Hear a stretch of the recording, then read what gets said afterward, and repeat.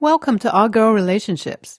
On this channel, we talk about problems people face in their day-to-day lives. Let's start with a video. We got married after dating for 8 months.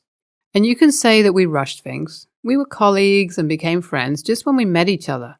We started developing an understanding and then ended up dating. We moved in together and it was not easy at all. We discovered that we were totally different people and it was no less than a war to stay under the same roof. I was a clean freak, but she would not bother to stay in a mess and that would get on my nerves. I loved playing loud music and she would say that I was trying to deafen her. Each thing we both would do bothered the other and we ended up arguing all the time. But the arguments and fights didn't last long and we would be happy and have a great time at the end of the day.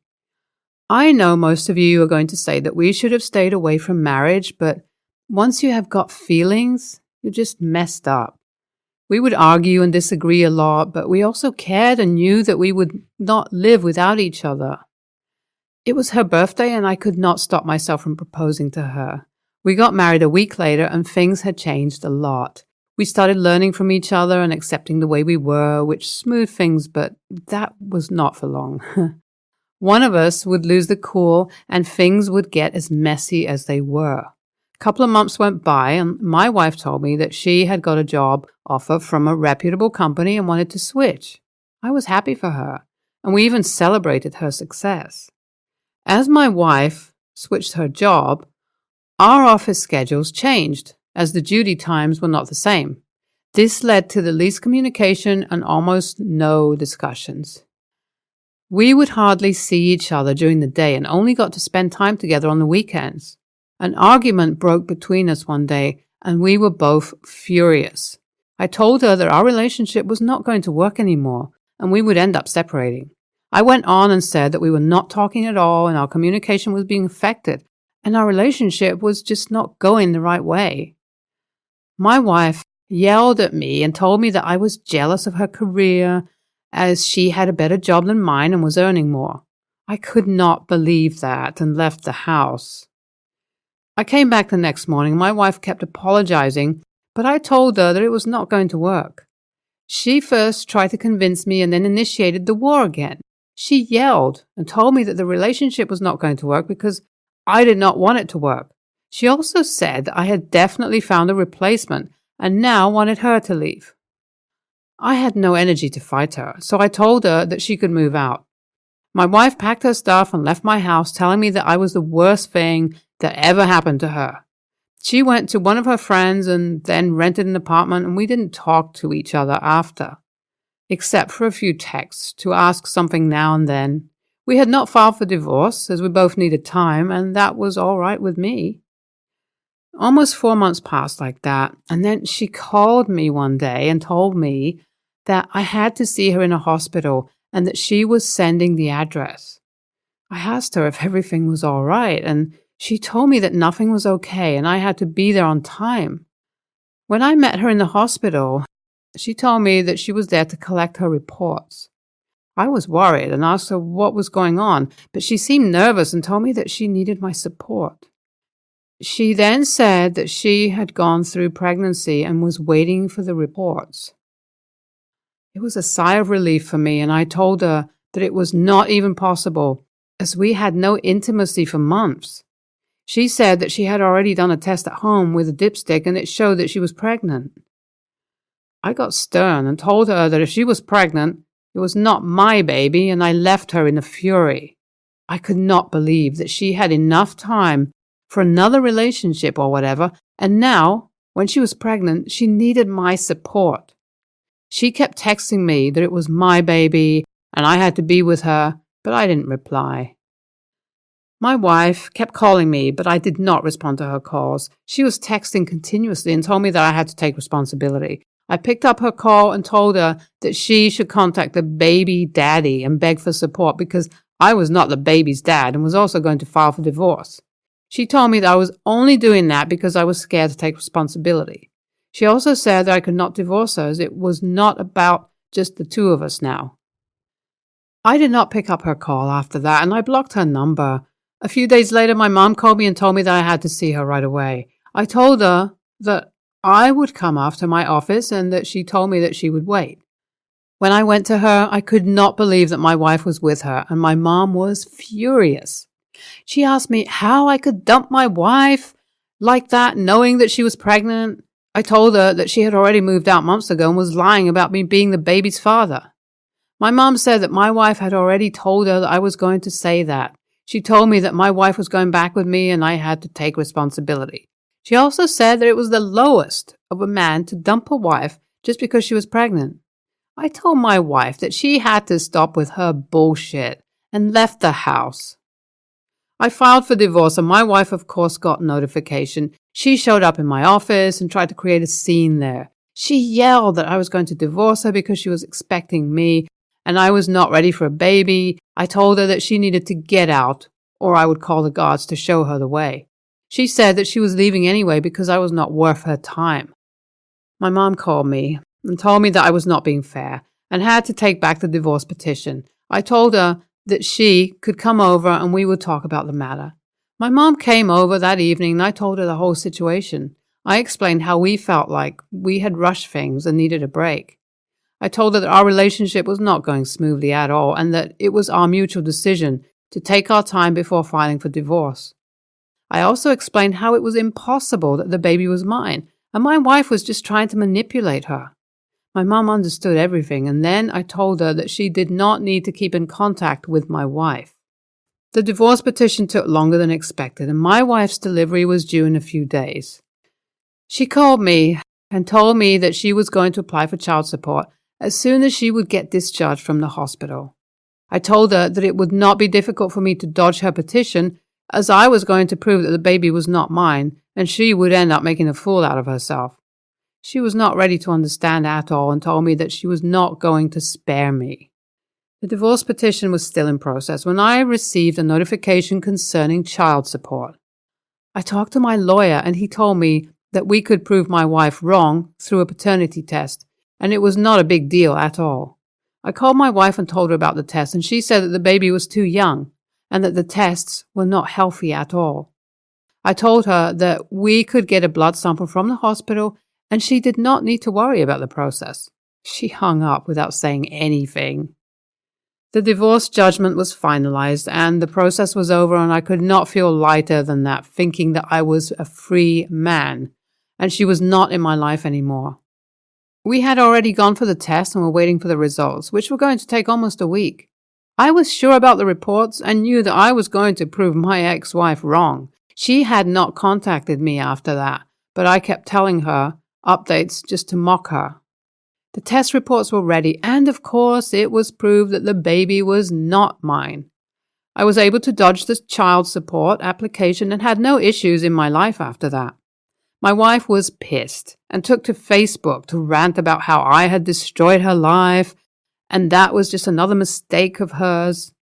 I posted the test results with a caption saying that my ex-wife was looking for a baby daddy who had vanished in the air after impregnating her. NTA. OPs like this one are my favorite, and this is how you fight a psychopath who is senseless and loves to create a mess. I feel bad for OP who had to go through all that, but maybe that was because he did not take his time and propose just because it was her birthday. One should never marry if he is unsure about the relationship. NTA. OP fought back like a warrior and did not let that bitch sabotage him. The only a-hole here is OP's ex-wife, who thought that she was entitled because OP had made a mistake and married her. She needed to use her brain, as she could not easily prove wrong. Taking everything to Facebook backfired on her, and she had a taste of her own medicine. I'm a 28-year-old man, and my uncle, 55, is a religious guy, but he's also a jerk, homophobe, and I happen to be gay. It's not like I've come out to my family, but they know. I mean, I live in another country with my roomie in a house we own and a set of twins. The reason why I haven't come out like officially is because I don't have to explain my life to anyone. I live in another country, but I came back to my homeland to celebrate my great-grandmother's 100th birthday. My roomie husband, couldn't come because our babies are just months old and prefer to stay in Austria. Her party was 2 days ago and a huge party was thrown.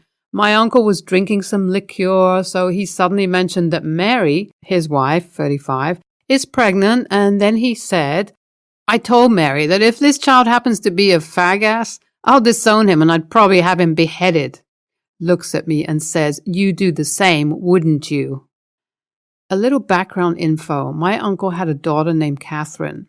She was his first child, but he never provided for her, never spent time with her.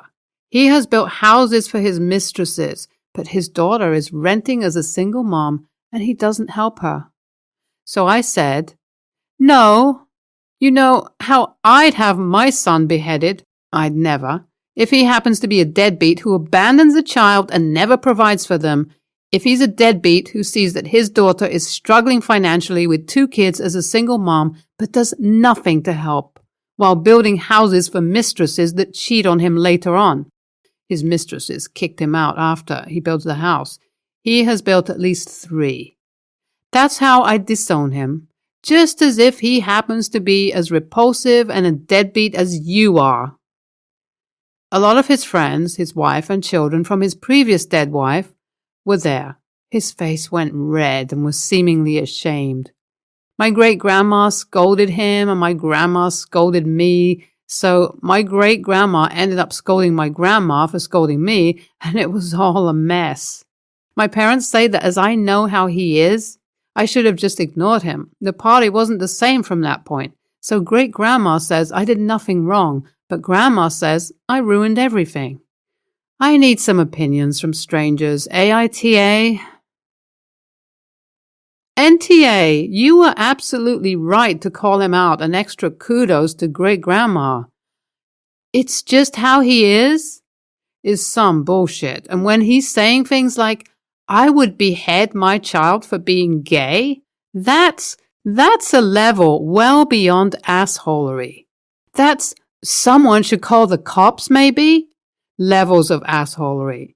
I am so sorry you had to be a part of this conversation at all, and hardcore respect to you for taking him down a peg publicly. If I were you, I would try to stay away from him and the family members who brushed off his, I don't even want to call it a comment. NTA, so many things come to mind. Your description above reminds me of a line from Modern Family, where Cam tells Mitch that we are just a couple of golfing buddies who decided to adopt a baby from Vietnam. The whole, you know how he is, ignore him. Since you mentioned Austria, one would hope the same thing wasn't said to dismiss little Adolf's early bigotry, right? Finally, I love my great-grandma. She told off him and told off grandma. Hero award. My boyfriend's brother's birthday is this weekend, and they've planned to host a party at his mother's house, which is 2 hours away. Planning-wise, my boyfriend has taken on entertainment, music, and alcohol, drinks for the party. What I did not realize was that he would focus solely on music and ask me to handle the alcohol and drink planning. He wants to rent a jockey box and get a 15.5-gallon keg, which is fine, I think extremely excessive, and has asked me to locate a vendor and make the reservations. When I asked how he planned to pay for this, he said it was going on our shared credit card. I don't drink carbonated drinks at all, so I don't think I should be responsible for paying the $450 it costs for the keg equipment. My boyfriend forgot to bring half of the equipment with him when we traveled to his mom's home last week. So now we have too many items to fit in the trunk, along with our passengers and 2 dogs. My boyfriend's fix. Let's rent a truck, share the $400 expense, or we can drive 2 cars to haul everything over there. I said no. I don't like driving through heavy traffic to his mom's house as a passenger and hate driving there. He kept pushing, so I asked, how does this party benefit me in any way? I've taken over the planning for the keg, although I don't drink beer and I'm expected to pay half. Your friends are at least coming, so you'll be busy with them all day. What am I getting out of this? He was extremely offended and commented that it's his brother's birthday and I need to be more of a team player since it never seems like I am. I told him that the one time I place a boundary, I'm seen as not a team player, but the many times that he says no to my desires, example, we spent my birthday trip with his friends instead of going to the beach because he doesn't like large bodies of water, I have to just accept it. I started to cry. He made a comment about my tears, and I said I'm just sick and tired of always taking care of everyone and never having anyone do anything for me. I asked him to name one time he's done something for me that doesn't benefit him in any way, and he couldn't. AITA for what I said? NTA, I'm glad you stood up for yourself. Your boyfriend seems more like an entitled child than a man, and he is selfish. He made your birthday about him and is forcing you to pay for things that you don't even benefit from. Example, drinking. For somebody else's birthday. It's his brother, and he should be planning and paying for it, not you. If I were you, I would honestly rethink this relationship as it seems toxic and manipulative, and your boyfriend doesn't seem like the good person you've convinced yourself he is. NTA, if your boyfriend insists on buying a real expensive cake for his brother's birthday, despite it being completely overkill, then that's on him. If I was in his situation, I'd ask around other people going to the party to maybe chip in if they wanted to. But to expect you to go half on it is a lot, especially when he knows you aren't even going to drink any of it. Could you maybe drive just this one time to help out and get rid of the need for a truck? Yes, it'd save you guys a lot of money. Could he also just do 2 trips instead of over different days? Yes, he could. It's his fault this is even a problem for forgetting half the equipment. Sounds like he's expecting you to help out a lot when he doesn't do the same for you. Stand your ground on this one. Don't let him use the shared account. Your boyfriend is 38, and if he wants to do all of this for his brother, he should damn well be able to afford to pay for it. I don't understand him expecting you to contribute a cent. Shared finances need to be agreed upon. Stop commingling your finances with this big shot that has no money at almost 40 years old.